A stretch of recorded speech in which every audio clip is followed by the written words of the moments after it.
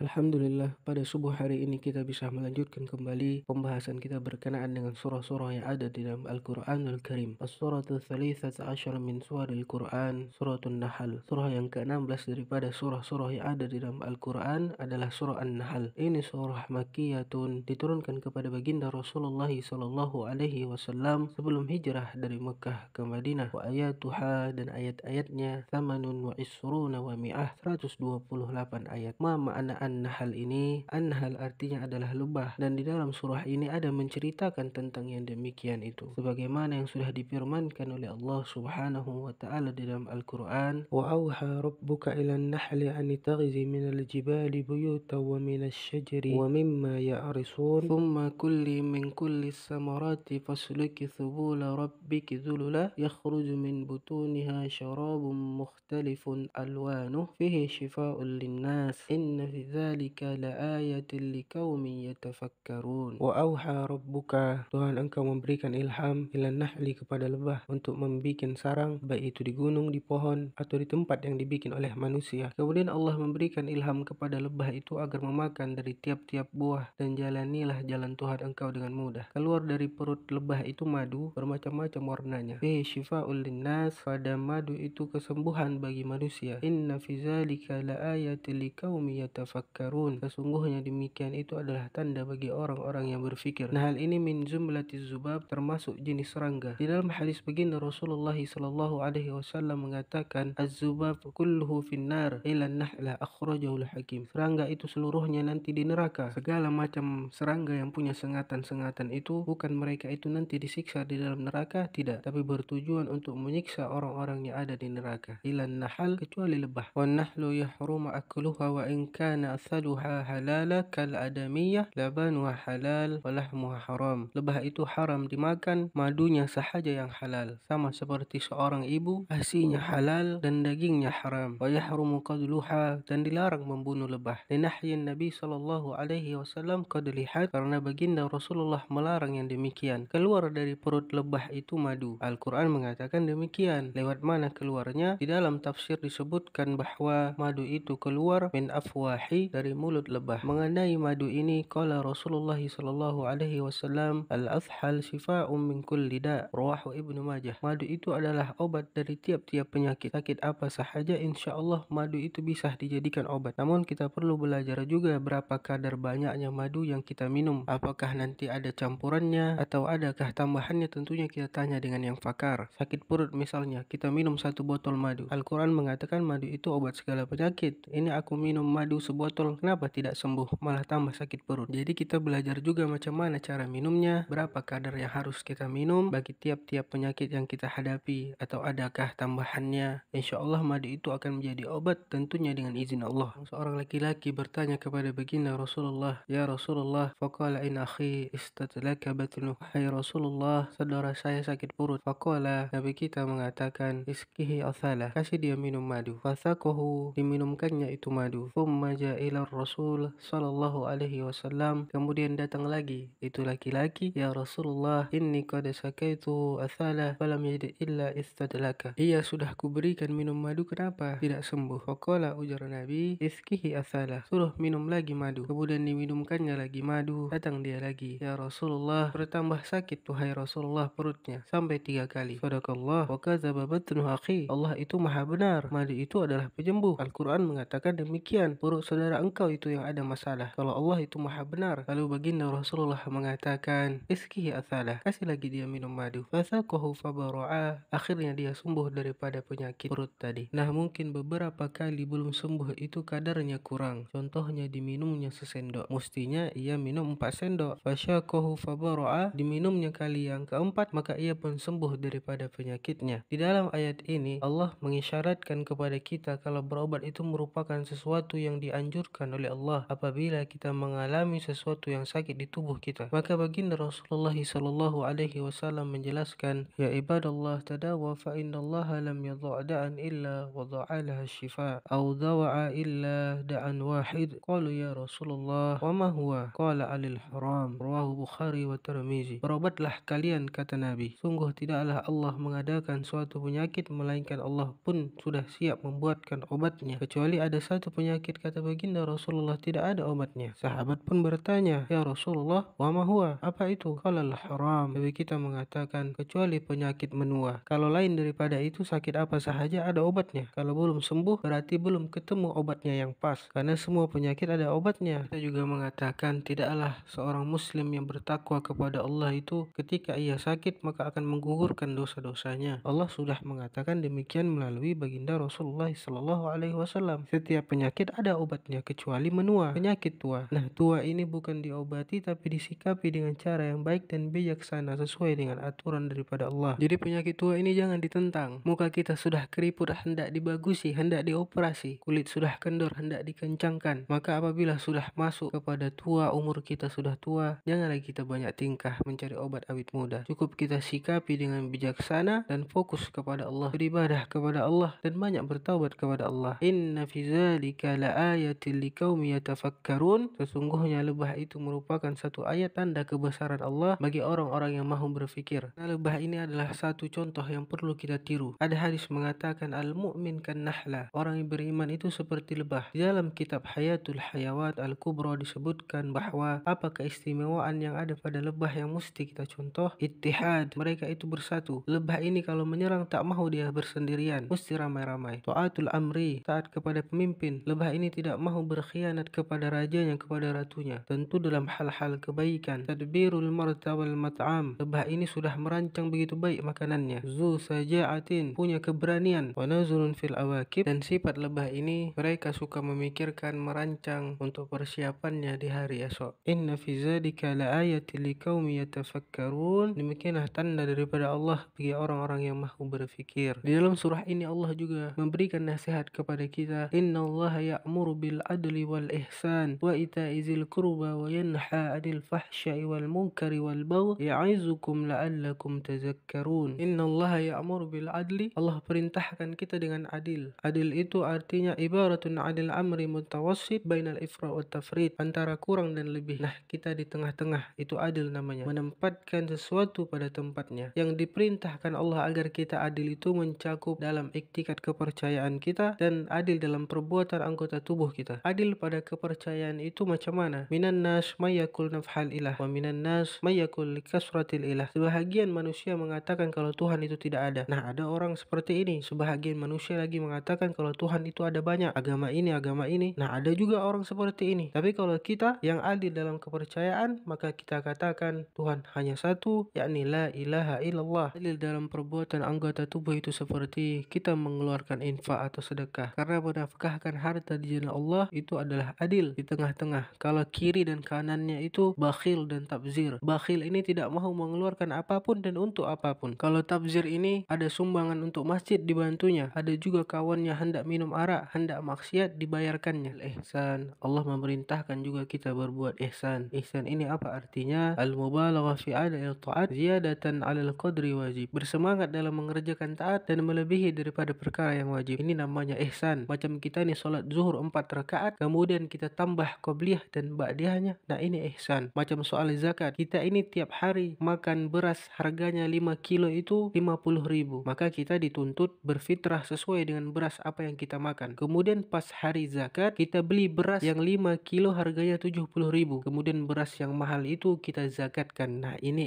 ihsan. Melebihi daripada perkara yang wajib. Wa itaizil qurba. Dan Allah menyuruh kita silaturahim. Jangan sampai putus. Antara saudara jangan berkelahi, jangan bermusuhan. Anak jangan durhaka kepada orang tua. Wa yanha 'anil fahsya'i wal munkari wal baghi. Allah melarang kita untuk melakukan 3 perkara yang mendatangkan dosa itu. Ya'izukum la'allakum tadhakkarun. Ambillah pedoman daripada Allah. Allah sudah berikan kita nasihat, sudah berikan kita petunjuk agar demikian itu menjadikan pelajaran bagi kita semua. Allah, di lain kesempatan kita bisa berjumpa kembali. Allahumma ja'al akhir kalamina la ilaha illallah Muhammadur Rasulullah sallallahu alaihi wasallam. Allahumma inna as'aluka husnul khatimah. Allahumma inna a'udzubika min munkaratil akhlaqi wal a'mali wal ahwa wal afu minkum. Assalamualaikum warahmatullahi